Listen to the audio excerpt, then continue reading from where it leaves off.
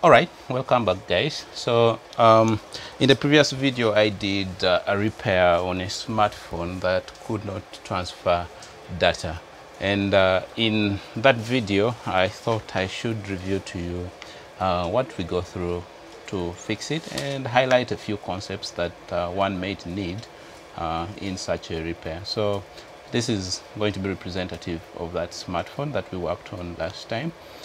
So I wanted to take you through the thought process when dealing with such a problem. Now, in the very beginning, the idea is that you have to begin with identifying the problem. Like I told you, this involves history taking. This is asking the client in a polite way as to what do they remember around the time that the device stopped transferring data, and then also finding out whether the device itself is charging and whether it has had its charging port or charging problem or system worked on, in which case it turned out it had been worked on and the phone was actually charging. So that meant we were dealing with the problem of data lines. Now, I wanted to help you visualize how that sort of works.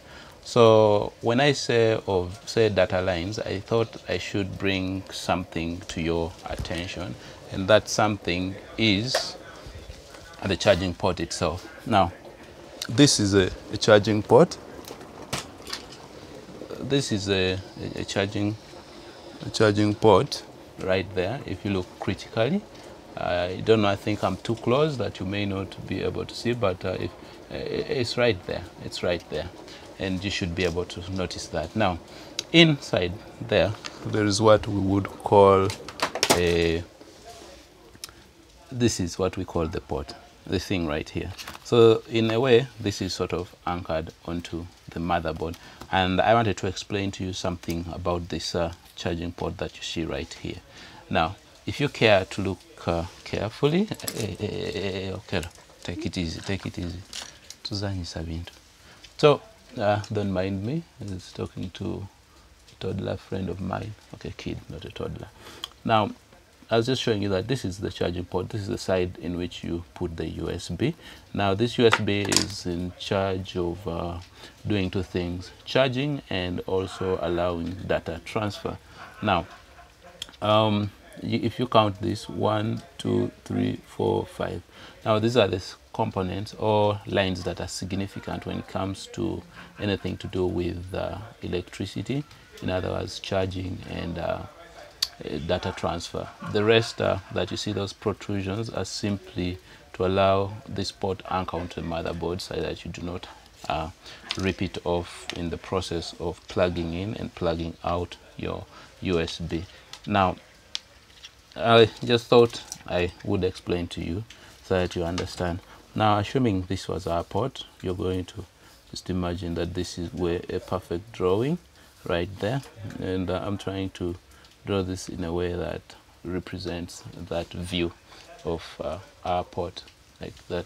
So let's assume that's it in a three-dimensional drawing.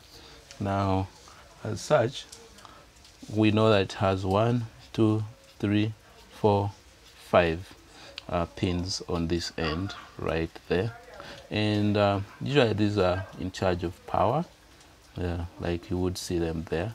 So naturally you find that the extreme 2 of the 5, the extreme 2, in other words, on either, okay, so this would be like our negative terminal, and this would be like our positive terminal, this line. Now, that meant that if you have the negative terminal, normally the next two are data lines, this one. So this pin and that pin are in charge of transmitting data to your board or your phone from the USB, which would be plugged in right there. And therefore, when you pay attention, you will note that in essence, you will note that what happens is it leaves us with actually a third pin. Sorry, these two, the ones nearest to the positive terminal, are usually the data lines. and then that leaves us with fifth line remaining. So if I name that 1, that's 2, and then it's a 3, and then that's 4. So 3 and 4 would be that line. Then now this fifth one would be in charge for what normally people call OTG, on the go. On the go means you can plug in a USB device into this port, and when you bring this terminal and short it to the ground pin, you enable data to flow in the opposite direction and power to flow in the opposite direction. So that enables you to be able to plug in a mouse or a keyboard or a flash drive into the USB port. I would have shown you how an OTG looks like. Basically, we have this one for the Type-C port. So this side enters your phone, and then this side you put in a USB device. So this would be an OTG. Now this is designed in a way that it's already having the ground shorted to the enable pin for OTG. And let's get back to our port here. So I was telling you earlier on that you need to understand that based on the history, when that guy said that it was charging but not transferring data, and the charging system had been worked on, that meant this extreme terminal and that extreme terminal were connected, because they are the two responsible for power or charging the phone. Now the next two closest to the positive terminal of the charging port are data lines. So these two normally allow to transmit data to and from the phone, and that meant those two connections were the likely culprit, that they were not making contact with the motherboard. And clearly when we opened that phone, we actually noticed, you can watch the video of putting it right there in the corner, you notice that when we remove the charging port, the pad on which the third pin from the positive terminal should make contact, electrical contact, was ripped off. So that meant we had to loop from this terminal and trace where that line should go. That was using looping wire. So in other words, now to be able to perform those two repairs, that repair of data, you needed to know that concept of how the port behaves, with assistance also from the history that you've gotten from the client. So in our case, it was a broken data line. That was a soldering point or pad for the data line. One of the data line, the one was okay. The second one for the data line was faulty, and that I've covered the point of diagonizing. When we diagonized, in other words, tried to trace where the fault was, we noticed that a solder pad for the data line was broken, and as such, that meant we needed to loop from that pad to wherever on the motherboard that we had that line tracing to, and that basically covers that.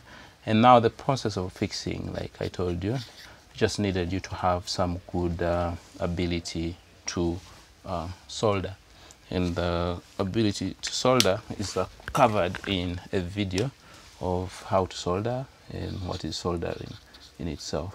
But I'm also going to put it right there in the corner there, so that you can have it.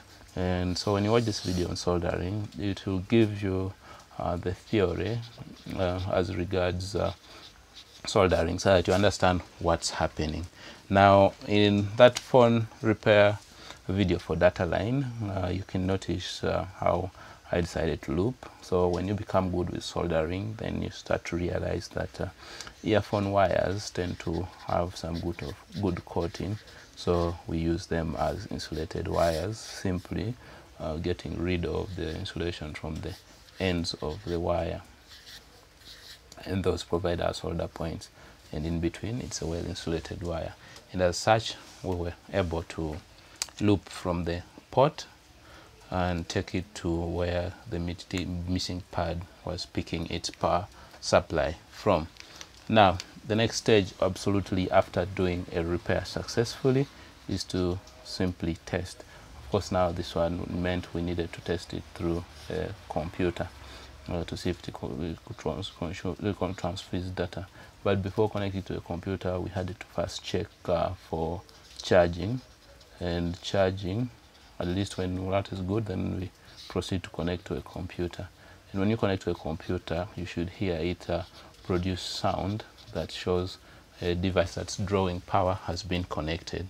However, to confirm that it's transferring data, you will have to open File Manager and see that your phone is listed. Now, if you're unable to launch File Manager, you can go to Task Manager. Usually, at least the driver of the device will show that it is being installed. Then you can transfer the information. Now, it's good practice in any repair to always offer warranty. Now, this is a very important part, in the sense that it gives you a clue of whether you're doing things rightly and in a long-lasting manner. So the process here is to simply ask the client to give you feedback. Feel free to give you feedback under any circumstances. If it works well and good, they can also give you feedback. I have noticed they forget, but usually if it is 1 month down the road and they're still not getting back to you, chances are they are enjoying. But should they have an issue, they'll give it to you immediately, and that's how you'll be able to evaluate that the data line repair that you've performed for them is performing miracles. So that is it for now. I pray that you hit the subscribe button, and feel free to always come back in the next videos that we are going to bring to you. So anyway, in case at any point in the video you got lost, or instead built up more and more confusion or queries or curious questions in your head, then feel free to comment in the comments section below. I feel I should be able to make a video for you. And also, if you're new here, please do hit the subscribe button. So in a brief, why should you actually subscribe? I think I should tell you that subscribe because this channel is going to bring for you repairs from the opening process to the point at which we finish fixing it, so that you can retrace the steps of the repair. And then 2, we will review the repairs and mention concepts here and there that you should know, that at least ensures that you see success in any repair that you try to reproduce from here. And then 3, the theory lessons that go into the specific concepts that may disturb you during the process of reproducing this repair. For instance, you see me soldering, but I do it well, you are unable to do it. So you're like, how is he able to achieve that? Now, that's where the theory video comes in, to tell you the fundamental principles that operate the concept that is being demonstrated, and such that in the back of your mind as you're soldering, you are understanding how it goes. Just check out the soldering video. It is a typical example of soldering. It gives a lot of people problem. You know, soldering is basically simply joining like 2 wires using a metallic bond or binder, which is solder. But then when you learn how it behaves and how to guarantee a good solder from the theory videos or demonstration videos, you will actually enjoy reproducing some of these repairs. And we are coming live to you from Uganda, and if you like our videos, please do share with others, and I hope it edifies you. And the goal of this channel is to one day evolve into an institute of technology or a university in technology. And I know it seems like a broad dream, but may God be with me, and may God help me. Thank you for watching. Thank you for subscribing. I will see you in the next video. Hopefully the good Lord keeps you well, and in that video we shall be able to I think bring you more concepts. And anyway, if you have any device that sort of gives you trouble understanding, we'll break it down and let you know how to go about it. And in case there's any piece of repair you're trying to perform and stuck, please speak to us through the community tab. I think you're able to engage me in picture, and we will be able to make a video, God willing, for you. And I hope you are among the first few. As usual, thanks for being here. Like, share, and subscribe. See you.